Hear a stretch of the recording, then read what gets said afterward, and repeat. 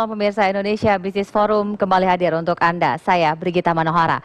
Ketika kita bicara mengenai rupiah di tahun ini, dampak dari virus corona atau COVID-19 ini menyebabkan rupiah sempat mencapai angka 17.000. Tentu saja ini mengejutkan banyak orang, tetapi beberapa pihak sudah memprediksi kondisi ini akan terjadi dan bahkan bisa terus memburuk. Bank Indonesia sudah mengupayakan beragam hal, termasuk juga pemerintah. Lalu apalagi kira-kira strategi yang tepat untuk bisa menyelamatkan rupiah? Pada malam hari ini, Indonesia Business Forum mengangkat tema mengenai corona, apa strategi menolong rupiah? Dan untuk membahas tema kita pada malam hari ini, saya sudah bersama dengan 4 narasumber. Saya perkenalkan satu persatu. Yang pertama adalah Pak Iskandar Simorangkir yang merupakan Deputi Bidang Koordinasi Ekonomi Makro dan Keuangan Kemenko Perekonomian. Pak Iskandar, selamat malam. Terima kasih sudah berkenan hadir, Pak Iskandar. Selanjutnya, Pak Sarman Simanjorang, Ketua Umum HIPI DKI Jakarta. Bang Sarman, selamat malam. Terima kasih sudah berkenan hadir. Ada Pak Antoni Budiawan, ekonom. Pak Antoni, selamat malam. Selamat malam. Dan Rektor Universitas Paramadina, Profesor Firmansyah. Prof, selamat malam. Selamat malam. Kita langsung tanya dulu kepada Pak Iskandar. Pak Iskandar, apalagi kemudian strategi yang sudah disiapkan oleh pemerintah selain tadi BI sudah mengeluarkan beragam kebijakan termasuk intervensi yang luar biasa untuk membuat agar rupiah ini stabil? Jadi sebenarnya ini adalah masalah kepercayaan. Maka itu pemerintah ingin meyakinkan kepada masyarakat bahwa faktor kesehatan itu menjadi concern utama dari pemerintah, ya. Keselamatan dan kesehatan masyarakat itu merupakan faktor utama.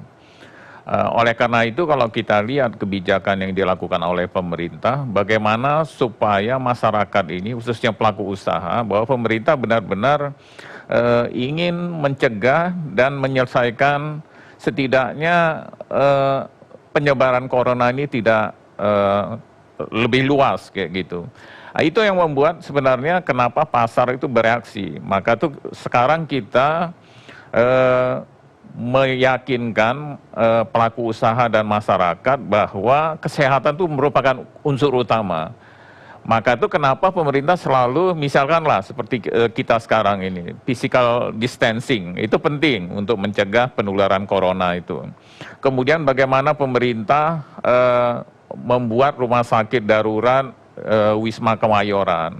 Kemudian beberapa lama lagi akan selesai rumah sakit corona yang di Batam, ya. Kemudian juga kesiapan dari masing-masing rumah sakit dari seluruh Indonesia.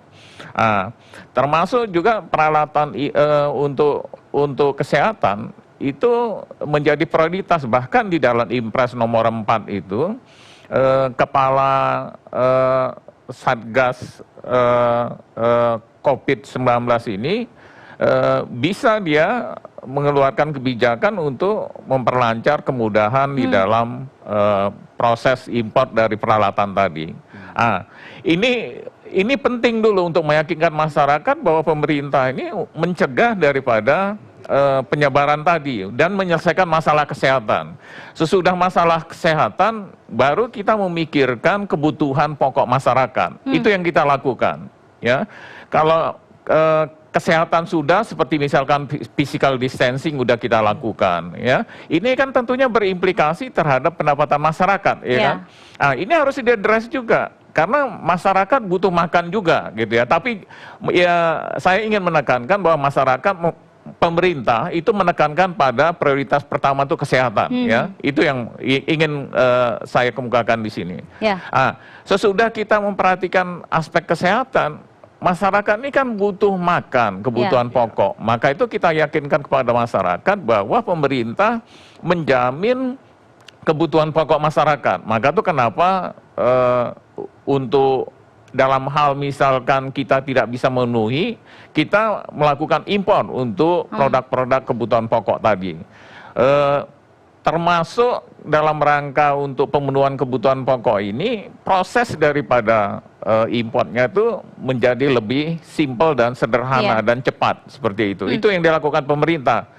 Kemudian karena physical distancing tadi berarti banyak perusahaan-perusahaan yang tidak beroperasi kan. banyak perusahaan-perusahaan yang merumahkan pegawainya. Nah, ini bagaimana ini masyarakat yang terkena PHK tadi, ya? Pemerintah melakukan langkah-langkah untuk pemenuhan kebutuhan pokok mereka. Jadi ada yang kalau yang langsung masyarakat miskin itu kita udah menambahkan 50.000 menjadi 200.000 untuk KPM, ya, keluarga penerima manfaat. Untuk 15,2 juta penerima KPM, itu jumlahnya 4,56 triliun itu. Kemudian juga kita menggelontorkan yang bantuan langsung tunai, baik itu melalui kartu prakerja. Kartu prakerja ini maksudnya sambil karena mereka di PHK, ya, khususnya untuk sektor-sektor informal dan UMKM ini, itu kan banyak tidak melakukan bisnis usaha itu. Mereka akan mendapatkan honor, ya, di dalam pelatihan sambil menambah skillnya ketika suasana corona seperti ini. Mereka dilatih tetapi juga diberikan bantuan tunai untuk mereka, untuk kebutuhan mereka sehari-hari. Dan selain itu juga kita memberikan yang sekarang masih berupa yang di PHK gitu. Ini yang di PHK oleh Jamsostek. Nanti ada bantuan langsung tunai untuk mereka, karena kita sadari mereka kan ada yang dirumahkan, yang di PHK. Mereka ini butuh kebutuhan pokok sehari-hari kan. Nah, ini kita ingin membangkitkan juga, selain kita memprioritaskan masalah kesehatan, kita juga memperhatikan kebutuhan pokok dari masyarakat, karena masyarakat mesti makan akibat daripada polisi kesehatan tadi yang ketat kita lakukan. Baik, ada kepedulian kira-kira seperti itu, tapi sebenarnya lebih kepada kewajiban pemerintah untuk bisa melakukan intervensi. Salah satunya juga bukan terhadap kebutuhan pokok, tetapi juga rupiah. Sampai kapan sih kemudian intervensi ini harus terus dilakukan, Pak Antoni? Karena kalau kita melihat kan pasarnya masih belum menentu. Pertama saya ingin mengucapkan turut prihatin dan juga berduka cita kepada korban-korban dari COVID-19 ini. Memang ini luar biasa. Dan bukan hanya di Indonesia aja ya kalau kita lihat ya, dan di seluruh dunia. Jadi kalau kita lihat adalah bahwa ini fenomena global, jadi ini sangat sulit sekali dan kita rupiah ini menghadapi tekanan. Jadi bukan hanya dalam tekanan internal, tadi disebutkan oleh Pak Iskandar ya, bahwa langkah-langkah pemerintah ini adalah juga harus memberikan kepastian, dan itu sangat penting dari internal. Tapi masalahnya adalah dari eksternal. Dari eksternal ini adalah bahwa di mana-mana harga saham turun, di mana-mana semuanya mereka tidak tahu juga bahwa ini akan turun sampai seberapa, sehingga mereka ingin mengamankan asetnya. Itulah terjadilah banyak penjualan aset. Saham ini adalah sudah terendah dari, bukannya hanya era dari Pak Jokowi pertama 2014, tapi sudah menjadi ke pertengahan dari 2012. Jadi ini sangat luar biasa. Dan kalau kita lihat juga rupiah, benar tadi Bank Indonesia saja sudah menjadi 16.608. Tapi kalau kita lihat di pasar spot itu sudah banyak yang menawarkan sebelumnya itu ya, sekitar 17.000. Dan tadi Pak Peter Abdullah mengatakan juga bahwa itu kemungkinan bisa sampai ke 17.000 atau masih turun lah ya, bisa sampai 18.000. Kita katakan ini adalah bukan ilusi gitu, ini bisa benar terjadi gitu. Karena dalam waktu 2 hari saja kurs Bank Indonesia itu naik hampir 1.000 rupiah, dari 15.223 menjadi 16.200 sekian gitu. Jadi sangat luar biasa kepanikannya dari ini.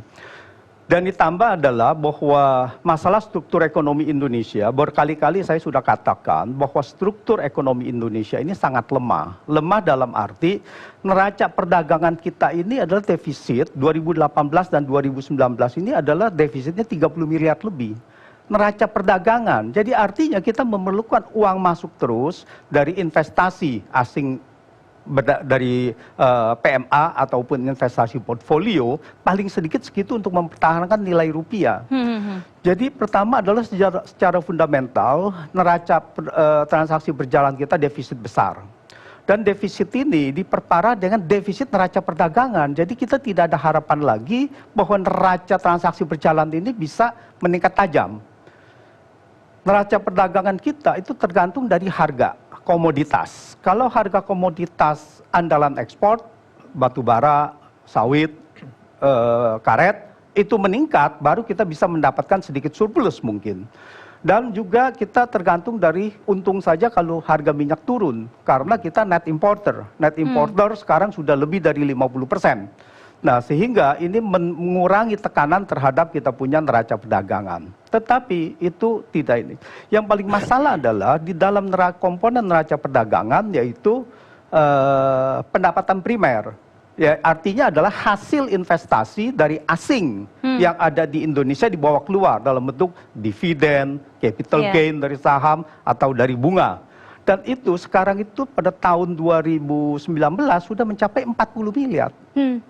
Jadi sangat besar sekali gitu kan, dikompensasi dengan dari warga Indonesia ada di dalam sehingga defisitnya menjadi sekitar 32 miliar. Jadi ini sangat luar biasa.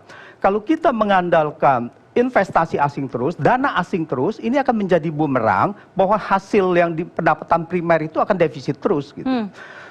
Dan kita lihat itu satu. Dan kedua adalah APBN. Baik. APBN kita ini rasio pajaknya hanya 9,7% pada tahun lalu. Nah, dengan begitu kalau kita lihat yang tertinggi adalah 13,3%. Perbedaan 3,6% kalau kita kalikan PDB dengan 16.000 itu adalah sudah 570 triliun. Jadi kalau kita bisa menambah atau meningkatkan kita punya rasio pajak, kita tidak perlu mendapatkan defisit di dalam kita punya APBN. Nah, sehingga defisit APBN ini juga harus membuat pemerintah berutang.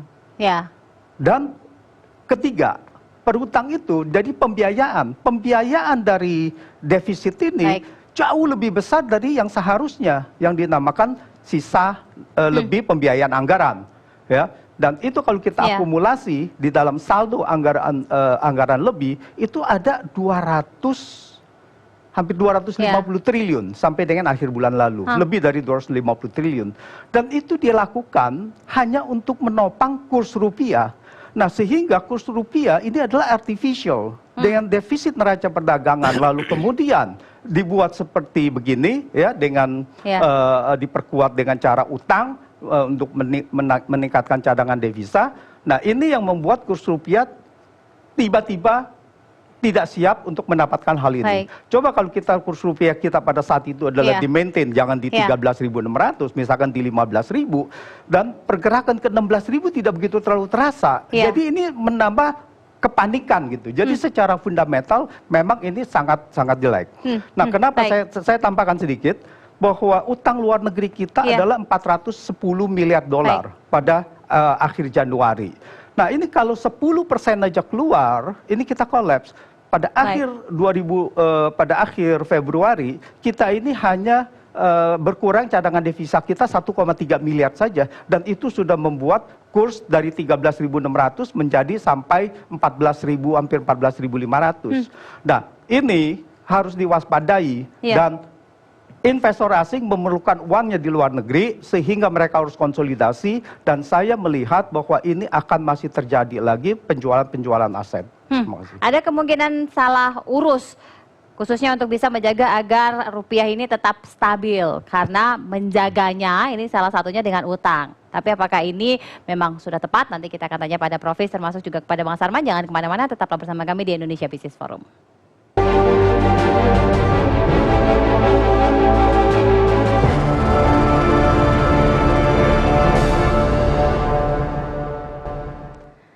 Ada yang mulai pusing apabila kurs rupiah ini terus bergejolak karena hutangnya dalam dolar, begitu ya Bang Sarman? Gimana Bang Sarman? Iya, jadi kalau kita lihat ya memang lagi-lagi kalau terjadi fluktuasi nilai rupiah ya tentu pengusaha sangat khawatir. Terutama kalau kita lihat misalnya ya industri-industri kita yang sampai saat ini sangat tergantung dengan bahan baku import. Katakanlah mungkin itu tekstil, garment, kemudian juga farmasi, bahkan UKM kita itu banyak juga yang tergantung import. Ya, teman-teman kita katakanlah di kalangan UKM yang memproduksi garment, mereka sangat tergantung. Jangankan garment, industri tahu kita aja, itu bergantung gitu loh. Jadi ini sesuatu memang yang sangat riskan sekali, ya. Jadi ya, dan memang ini sesuatu yang di luar dugaan kita. Karena virus corona ini kalau kita lihat, kita bandingkan pada krisis moneter 98, ya krisis keuangan global 2008, itu hanya industri keuangan dan perusahaan-perusahaan besar yang runtuh. UKM itu tampil sebagai penyelamat dan penyangga kekuatan ekonomi nasional. Tapi kali ini semuanya runtuh. UKM-UKM kita sangat mengkhawatirkan. Ini yang menjadi kekhawatiran kita bagaimana ini ke depan. Memang kemarin terus terang bahwa kita dari UKM, ya saya mewakili UKM lah, saya nggak berpikir dulu yang besar-besar nih. Nah, UKM lah ini kan. Kita ini ada 60 jutaan UKM kita yang saat ini menjadi salah satu tumpuan kita. Ini apa solusi-solusinya? Tadi Bang Iskandar menyatakan bahwa kekhawatiran UKM kita ini yang tidak dapat lagi melanjutkan usahanya. Kita jangankan bicara yang namanya sektor industri. UKM kelas warung saja, itu juga udah sangat mengkhawatirkan. Ya, saya berkantor misalnya di salah satu gedung di Sudirman.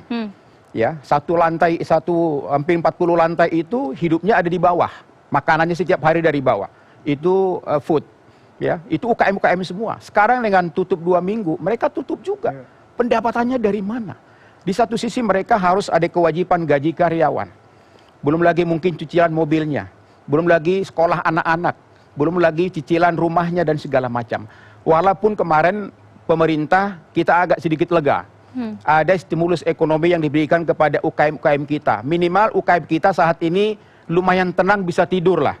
Tinggal saat ini bagaimana menyambung hidup. Apalagi dalam waktu 1,5 bulan lagi kita sudah 1 bulan lagi kita memasuki bulan Ramadan, lanjut lagi kita bulan Idul Fitri. Ini kira-kira apa yang harus kita lakukan? Nah, ini harus kita tunggu nih. Stimulus-stimulus yang telah diberikan oleh pemerintah kemarin itu kita harapkan cepat dieksekusi. Karena waktu berjalan terus, kebutuhan masyarakat juga bertambah terus. Nah, ini kalau lambat dieksekusi, ini juga menjadi sesuatu kekhawatiran bagi kita. Kalau kita bicara katakanlah bisnis, oke lah, kita masih bisa tenggang waktu. Tapi bicara masalah perut, ini tuntutannya harus dari hari ke hari. Nah, ini yang kita harapkan juga bagaimana pemerintah segera mengeksekusi. Ya, kemudian yang kedua adalah bagaimana mampu menyediakan harga pokok makan yang terjangkau. Harga pokok pangan ini sesuatu yang sangat krusial sekali. Apabila suatu gejolak harga pangan misalnya di tengah kondisi seperti ini masalah sosial yang tidak bisa dihindari. Jadi ini sesuatu yang sangat kita harapkan dari pemerintah. Ya, ada kebutuhan yang kemudian tidak bisa ditunda, Prof. Tetapi ketika kita bicara mengenai rupiah, ini kan kondisi pasar dan kita susah untuk mengontrolnya. Sekalipun intervensi ini terus dilakukan, bleeding jadinya karena ini artificial tadi katanya. Gimana dong, Prof? Iya, IMF mencatat dana keluar dari emerging market sejak virus corona ini muncul sampai sekarang kurang lebih 82 miliar US dollar. Tentu negara-negara emerging market baik di Asia, di Amerika Latin, termasuk Rusia juga mengalami tekanan yang cukup dalam ya. Persoalannya adalah seberapa dalam tekanan itu. Ini akan sangat tergantung dari fundamental ekonomi masing-masing negara.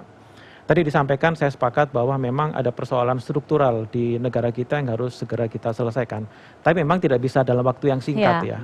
Yaitu defisit neraca perdagangan yang harus dibiayai oleh hot money.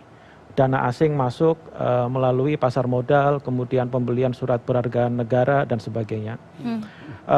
Kalau kita lihat dana yang keluar dari SBN, itu sudah tercatat 83 triliun. Di pasar modal nilainya juga cukup besar. Ditambah lagi memang saat ini ada periode di mana pembayaran dividen. Periode kedua nanti terjadi di bulan April dan Mei. Jadi tekanan terhadap rupiah itu masih akan terjadi bukan saat ini saja, tapi 1-2 bulan ke depan rupiah juga akan mengalami tekanan. Nah, persoalan berikutnya adalah seberapa besar kemampuan kita untuk melakukan intervensi di market.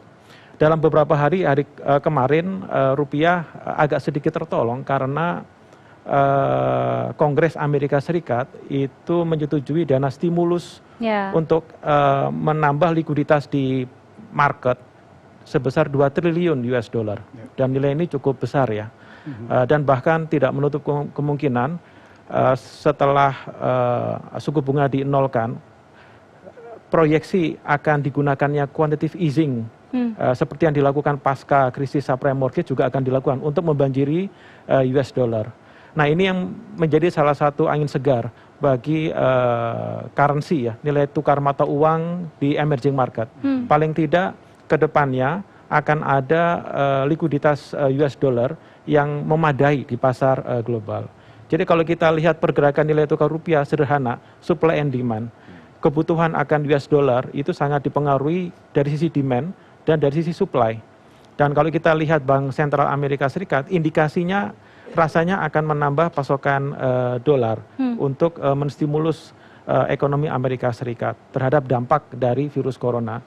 Kalau kita lihat pasca subprime mortgage, dana stimulus yang dikucurkan oleh Bank Sentral Amerika Serikat beredar tidak hanya untuk kawasan Amerika Serikat saja, tapi juga masuk ke emerging market.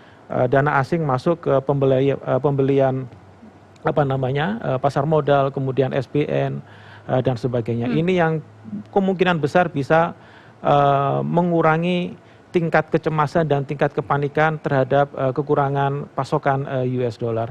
Tapi tentu semua akan berpulang juga. Kita punya pekerjaan rumah ya. Ada pekerjaan rumah yang sifatnya jangka menengah dan jangka panjang. Tapi ada pekerjaan rumah yang saat ini harus kita hadapi bersama-sama. Tentu bukan Indonesia saja, tapi negara-negara lain juga mengalami hal yang sama. Filipina, Malaysia, Singapura, Korea Selatan, Jepang. Untuk bagaimana kita bisa memitigasi dan meminimalkan dampak. Pertama adalah nyawa manusia, dan yang kedua mengurangi kerusakan dampak ekonomi. Kalau dua hal ini bisa kita tangani dalam waktu yang singkat, tentu kepercayaan market ke ekonomi kita akan kembali lagi. Ya, angin segarnya sudah bertiup. Dapatkah kemudian angin itu kita rasakan dan kemudian kita olah untuk membuat ekonomi ini menjadi lebih baik? Sesaat lagi nanti kita akan tanyakan pada Pak Iskandar. Jangan kemana-mana, tetaplah bersama kami.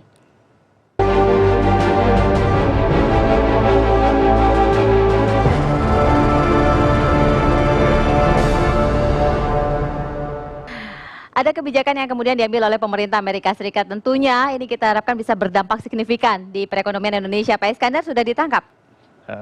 Jadi gini, saya sedikit tadi mengkomentari bahwa sebenarnya ini fenomena global ini. Jadi orang nggak menduga peristiwa yang begitu parah sebenarnya. Sehingga kalau kita lihat pasar keuangan di dunia tuh jittery. Kalau kita lihat data ya, contoh akumulasi transaksi di pasar modal dunia itu di akhir Februari itu dia masih 75 triliun US dollar. Tetapi ketiga minggu kemarin itu udah anjlok 64 triliun US dollar. Bayangkan itu turun 13 triliun US dollar anjlok gitu. Ini artinya apa? Ini sebenarnya bukan fenomena yang terjadi di Indonesia saja. Saya kasih contoh misalkan Mbak Mano ya. Brasil itu nilai tukarnya udah anjlok 22%, Rusia itu 21%. Afrika Selatan 21%. Dibanding dengan 3 negara ini sebenarnya kita hanya 16% gitu ya. Di tengah begitu badai yang begitu besar ya. Ini artinya kita ini perlu bahu-membahu kayak gitu ya. Bukan saatnya lagi misalkan kita saling, nggak ada yang sempurna suatu kebijakan itu. Justru kesempatan kita ini untuk maju lebih bagus lagi supaya bisa bergerak bersama-sama kayak gitu ya. Kalau dikatakan fenomena nilai tukar, betul orang semua negara menghadapi yang sama, karena ketidakpastiannya orang tidak menduga coronanya seperti ini kayak gitu. Itu memang harus kita hadapi. Bagaimana cara menghadapinya? Seharusnya kita bagaimana memitigasi resiko daripada dampak daripada corona ini. Karena ini fenomena global kalau kita lihat. Contoh aja misalkan saham di Filipina aja itu udah anjlok 37,5. Di Sao Paulo, Brasil aja dia udah anjlok 45%. Bayangkan itu tadi. Saya termasuk yakin kalau semua negara ini berkolaborasi, ya, ini permasalahan terkait dengan corona ini cepat atau lambat bisa kita selesaikan bersama. Tapi ini memang perlu kolaborasi, karena kan penyebaran corona ini namanya virus tuh nggak bisa kita lihat, maka itu kita harus waspada senantiasa kayak gitu ya. Di tengah kewaspadaan itu kita nggak perlu terlalu cemas gitu ya, khawatir yang berlebihan. Maka itu begitu nanti ini udah selesai, dengan adanya stimulus fiskal tadi, termasuk nanti Indonesia dengan stimulus fiskalnya ya, setelah tentunya aspek kesehatannya, kalau mereka bersama-sama seluruh dunia ini, saya termasuk belajar dari pengalaman krisis tahun 2008, krisis 97-98 ya, itu semua negara bisa akan bangkit. Iya, tapi kan nggak ada jaminan ya, Prof, kerjasama itu bisa terbangun dengan baik. Mana dong, Prof? Apalagi yang kemudian langkah cepat lah, paling tidak supaya kita ini tetap aman. Iya, G20 juga sedang saat ini sedang bersidang juga ya. Tapi memang yang terjadi adalah koordinasi tentunya. Saling sharing terkait dengan best practice apa yang dilakukan oleh masing-masing negara, dan saya rasa Indonesia bisa mengupdate apa yang dilakukan Indonesia untuk penanganan virus corona di tanah air kita.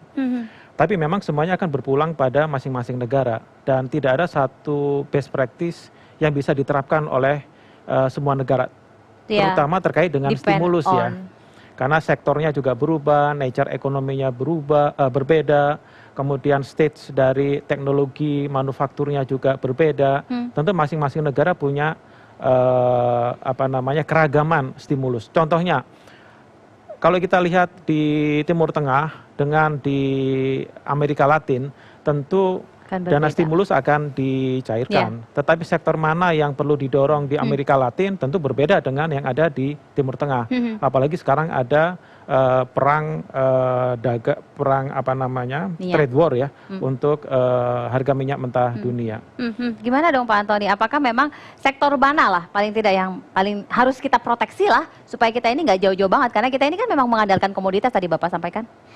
Saya rasa kita semua sepakat bahwa di sini adalah fenomena global, dan yang harus kita selamatkan adalah ya dalam negeri dulu, di mana masyarakat yang terdampak dari virus corona, terdampak langsung. Tadi dikatakan mereka yang pendapatannya harian dan sebagainya. Saya rasa itu semuanya adalah tidak ada dispute, semuanya itu adalah kita sepakati. Bahwa fiskal stimulus, bahkan saya juga salah satu yang mendorong bahwa fiskal ini dengan defisit 3% ini tidak akan cukup. Jadi harusnya berapa dong kalau nggak bisa 3%? Saya rasa itu harus ditambahkan, karena di dalam kondisi begini ini adalah tidak akan cukup sama sekali. Jadi itu harus ditambahkan, sehingga kalau kita lihat bahwa Amerika Serikat stimulusnya 2 triliun dari dia punya let's say 21 triliun, yaitu 10% dari PDB. Ya. Nah, kalau kita mau ekuivalen dengan 10% atau 5% lah setengahnya dari PDB, yaitu kita mendapatkan PDB kita kurang lebih 17 triliun, kalau 5%-nya adalah 850 triliun. Itu yang kita harus adakan. Dan kalau kita di situ itu tambahan itu hanya 5% defisit tambahan. Ya, berarti kalau kita memang sudah defisit 3%, itu bisa mencapai mungkin ya jauh dari situ gitu. Tapi permasalahannya adalah kita kan menghadapi realita bahwa kita semua optimis, ya kita harus optimis. Tapi juga di dalam mitigasi risiko, yang penting adalah menghadapi the worst, kan gitu. Bagaimana the worst-nya ini? Kalau seandainya besok rupiah menjadi 17.000, 18.000, menjadi 20.000, dengan kepanikan-kepanikan yang ada, kita lihat bahwa ini adalah temporary saja. Jadi kita lihat bahwa ini investor masih bingung gitu. Meskipun 2 triliun, tapi mereka tidak tahu dengan coronanya, virusnya akan bagaimana, akan berakhir bulan depan, akan berakhir bulan Mei. Mereka itu semua masih pada unsecure, sehingga bahwa quantitative easing yang disampaikan, saya khawatir bahwa dalam waktu dekat adalah tidak sampai ke Indonesia. Nah, bukannya kekhawatiran ini menjadi pesimisme. Saya rasa selalu jangan dibaca sebagai begitu, tetapi sebagai hati-hati mitigasi menghadapi the worst.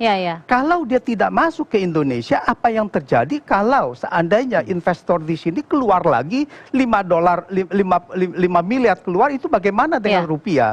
Tadi dikatakan dampaknya terhadap itu adalah sangat luar biasa. Biaya-biaya untuk UMKM dan sebagainya juga masih tergantung daripada rupiah ini. Jadi pertanyaannya adalah kalau itu terjadi gimana? Tadi dikatakan jangka panjang, jangka menengah, dan jangka pendek.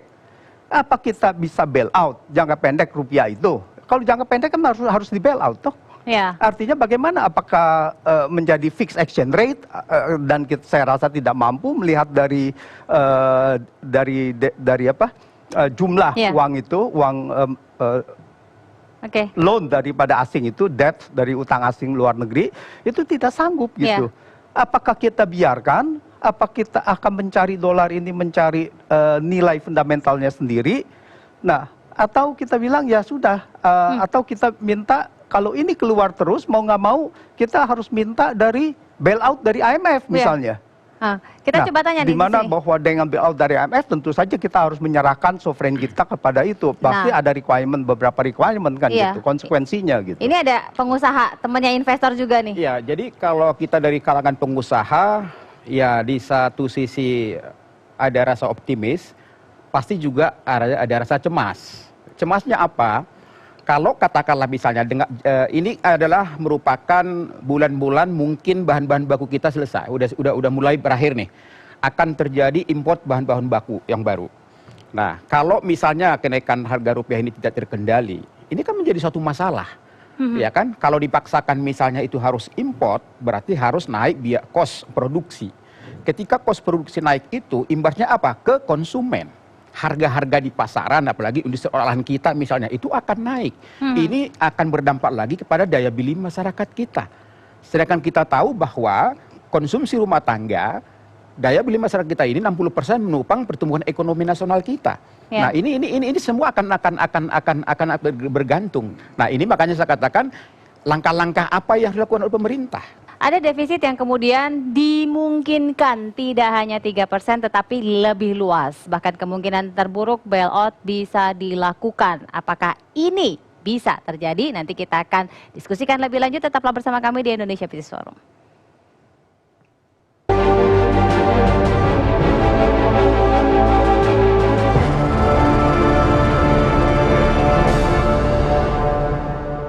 Ada kekhawatiran anginnya tidak sampai ke Indonesia, bahkan dimungkinkan the worst thing. Ini gimana dong Pak Iskandar? Mbak Mano, itu biasanya pemerintah itu punya skenario kebijakan gitu ya. Termasuk skenario terburuk itu pemerintah itu udah nyiapkan semua. Kalau terjadi sesuatu ini langkah-langkah yang dilakukan. Itu pasti pemerintah yang baik itu sudah merancang seperti itu. Kami juga di Kementerian Perekonomian juga sudah melakukan langkah-langkah termasuk itu ya. Pemerintah di mana di dunia itu melakukan hal yang sama. Terus bagaimana memitigasi resiko-risiko yang akan muncul. Tetapi memang yang terutama kita, karena ini kita melawan musuh yang tidak kelihatan, yang tidak diduga peristiwanya sedahsyat ini, maka ini kita harus mencermati semua perkembangan yang ada. Kemudian kolaborasi itu menjadi penting. Maka itu pemerintah memang udah menyiapin, seperti BLT-nya dinaikkan, kemudian ada yang namanya kartu prakerja untuk masyarakat sektor informal yang terkena dampak dari corona tadi tidak bekerja, kena PHK. Ada juga karena sosial benefit kita belum disahkan dengan RUU Cipta Kerja, ada sosial benefit yang dari BPJS tenaga kerja. Itu dilakukan dalam rangka untuk bisa masyarakat ini tetap makan, termasuk teman-teman dari pengusaha. karena dari industri manufaktur, misalkan kesulitan bahan baku, proses daripada bahan baku kita percepat kayak gitu. Ada 4 itu. Tanpa latas impor, tanpa latas ekspor, itu kita lakukan karena kita menyadari mereka ini butuh bahan baku, ya. Jadi termasuk alternatif dari negara-negara lain, itu sudah kita kasih solusi supaya jangan banyak lartasnya karena mereka butuh waktu yang cepat kan bahan bakunya. Jadi itu contoh, gitu itu contoh-contoh maksud saya. Jadi step by step sebelum saya ke closing statement, saya tanya singkat kepada Prof. Bisa ya sampai bailout, Prof? Saya rasa kita punya instrumen yang jauh lebih lengkap ya dibandingkan dengan 9798. Katakanlah Bank Indonesia memiliki keterbatasan terkait dengan valuta asing. Sebelum sampai ke IMF tentu kita sudah ada namanya bilateral swap agreement. Bilateral swap agreement Indonesia dengan Korea Selatan, Indonesia dengan Jepang, Indonesia dengan sejumlah negara. Kalau misalnya kita mengalami kesulitan terkait dengan ketersediaan mata uang asing di dalam negeri, kita bisa menggunakan fasilitas itu. Chiang Mai inisiatif juga sudah ada sebenarnya. Jadi kesepakatan di tingkat kawasan, bila mana ada kebutuhan yang mendesak terkait dengan valuta asing, kita bisa menggunakan. Hanya saja memang persoalannya menurut saya bukan di sana ya. Persoalan ke depan dalam jangka pendek adalah seberapa cepat kita bisa menangani virus corona di Indonesia ini. Karena itu menjadi kunci. Jangan sampai negara lain sudah mampu berhasil menangani virus corona, kita masih dalam proses penanganannya. Saya rasa itu adalah the worst scenario. Tiongkok sekarang ini sudah start to work. Kita mulai start work from home gitu ya. Jadi bagaimana kita bisa secara cepat menangani virus corona itu menjadi kunci bagaimana rupiah kita juga akan terkurangi tekanannya di masa mendatang. Baik, closing statement dari Bapak-bapak masing-masing singkat-singkat saja. Corona apa strategi menolong rupiah? Pak Antoni? Ya, pertama adalah tentu saja fiskal harus diselamatkan, penerimaan fiskal kita anjlok. Makanya saya juga mengatakan bahwa itu defisit harus diperbesar kalau kita tidak bisa memberikan stimulus yang dibutuhkan oleh jaring pengaman sosial dan sebagainya yang dibutuhkan oleh negara. Yang kedua adalah kita juga harus di dalam kita punya peningkatan utang itu belajar dari masa lalu, jangan sampai bahwa utang ini menjadi kita utang kepada asing lagi gitu. Jadi utang ini harus di dalam negeri. Misalkan SBN, Bank Indonesia sudah mengumumkan bahwa dia sudah membeli SBN di secondary market. Saya rasa itu bisa dilanjutkan. Karena sekarang pun bahwa mengharapkan dana asing itu sangat susah sekali melihat dari kondisi mereka begitu. Nah, jangan sampai bahwa ini kita lalu bailout-nya menyerah lalu dengan menyerahkan kepada IMF. Gitu. Saya rasa itu harus dihindarkan. Ya, harapan kita dari pelaku usaha tentu tadi Bang Iskandar menyatakan bahwa pemerintah itu sudah punya plan A, plan B.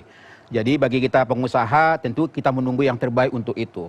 Tapi ada hal-hal yang harus kita ingatkan. Yang pertama bahwa kita pelaku usaha sangat mendukung sekali upaya-upaya yang dilakukan oleh pemerintah dalam rangka bagaimana supaya masalah virus corona ini cepat berlalu. Karena masalah waktu ini butuh. Kapan dan sampai kapan ini sesuatu yang harus kita tunggu. Itu pertama. Yang kedua yang paling kita utamakan adalah bagaimana pemerintah betul-betul mampu menjamin daripada stabilisasi harga-harga pokok pangan. Itu paling penting.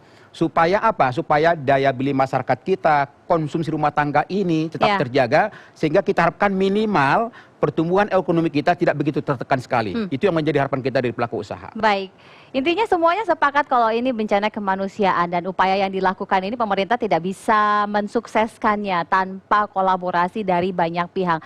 Semuanya bleeding. Semuanya merasakan dampaknya, bahkan rupiah pun terus tertekan. Tentunya kita berharap kebijakan ke depan ini bisa diambil supaya tepat sasaran tadi yang seperti dikatakan, dan tentunya alokasinya pun sesuai dengan prediksi-prediksi yang ada agar tidak mubazir. Terima kasih Pak Iskandar, terima kasih Bang Sarman, terima kasih Prof. dan juga terima kasih Pak Antoni. Saya Brigita Manohara pamit, selamat malam, sampai jumpa. Salam namaste.